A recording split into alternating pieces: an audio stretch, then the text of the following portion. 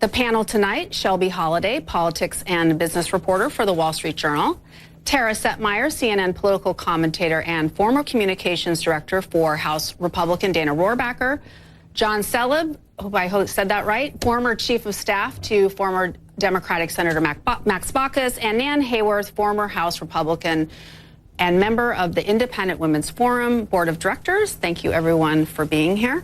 Tara, I want to start with you on this FBI news. It seems like, and I think we had this earlier in the show, Jeffrey Toobin was sort of talking about this, that the whole idea of having a 10-year tenure for the FBI director is to sort of insulate them from this kind of interference from the White House. So why, how damaging do you think these attacks from the administration are? Oh, I think it's at unprecedented levels at this point. I don't really think we've seen this kind of tension since perhaps Nixon, which was partially the reason why the FBI director now has a 10-year term. So we don't have that kind of situation again. And I applaud Christopher Wray, if those reports are true, that he actually told basically the President of the United States to back off. And that takes a lot of courage, particularly in this environment. Basically, he told his immediate boss, the Attorney General, and then the big boss, that this is not how it's going to go down. And it was really important, given that the FBI's integrity has been under such scrutiny and criticism by the President of the United States, and now Republicans trying to undermine the Mueller investigation. It was really important for the new FBI director to let the men and women who honorably serve in the FBI, that he has their backs. And this is a perfect example of that. So I applaud Christopher Wray for standing up for those folks, standing up for the integrity of the FBI, and letting the president know, and his minions, including the Attorney General, that that's not how the FBI is going to be politicized under Christopher Wray. Right.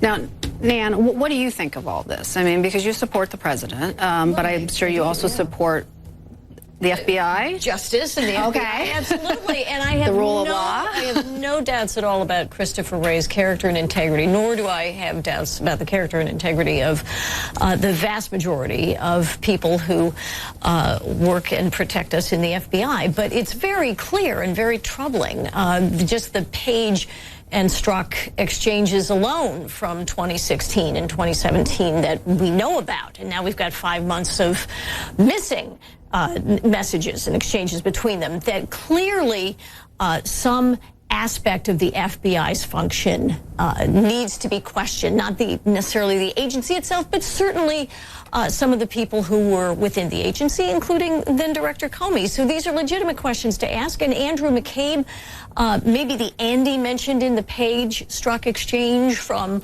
2016 before the election, in which they talk about, plans to, like an insurance policy.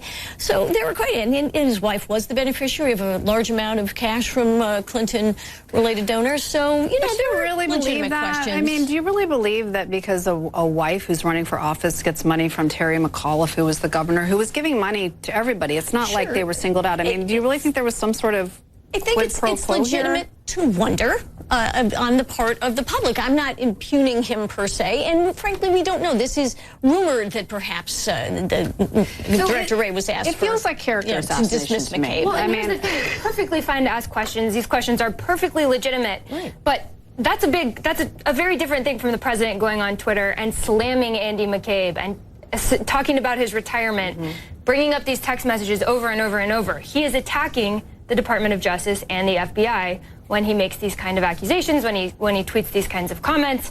So this is just another example of the president either not understanding how the FBI works or not understanding and having respect for justice in this country when he tells Jeff Sessions to go try to get Andy McCabe questions about the Obama-era FBI. Or he does understand very well how it works, and he wants to discredit the FBI in much the way he tries to discredit the media. Yeah, I think it's abundantly clear to basically everybody watching here, except for the president and his closest supporters, that this is an effort to muddy the waters.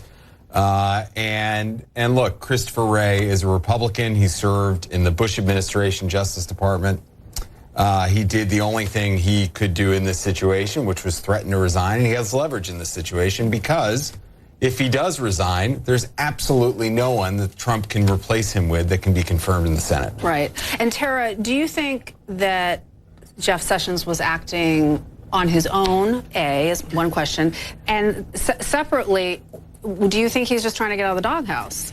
Yeah, I don't think Jeff Sessions has acted on his own in quite some time. I think that he has allowed the Trump puppet master strings to have him make some very questionable decisions, trying to just get back into the good graces of Mr. President, because the president was so upset with him because Jeff Sessions did the right thing by recusing himself from the Russian investigation.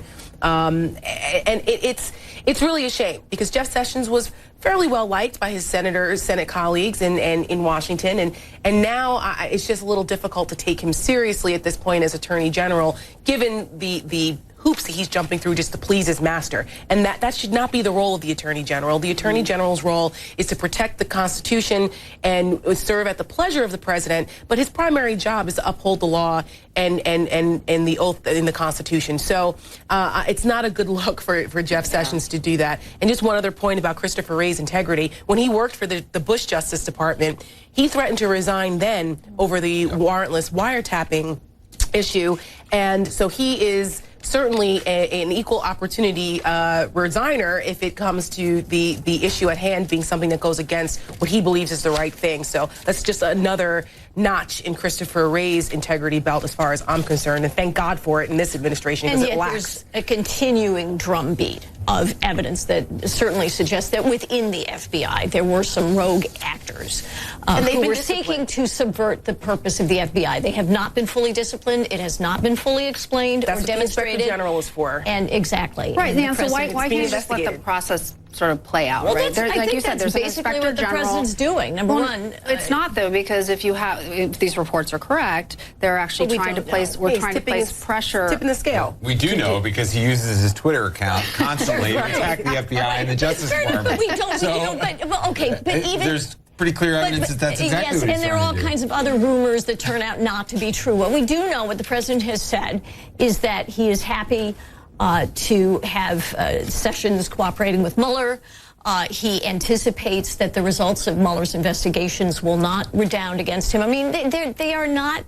That doesn't lead me to believe that somehow he lacks confidence. Well, if he stuck to a script, it would make a lot of sense. The way the process is going to turn out. He tends to change his mind about why he fired Mueller and why he wants to reshape that. Mueller's still there. Thank God. Sorry, Comey. Save it for the next panel.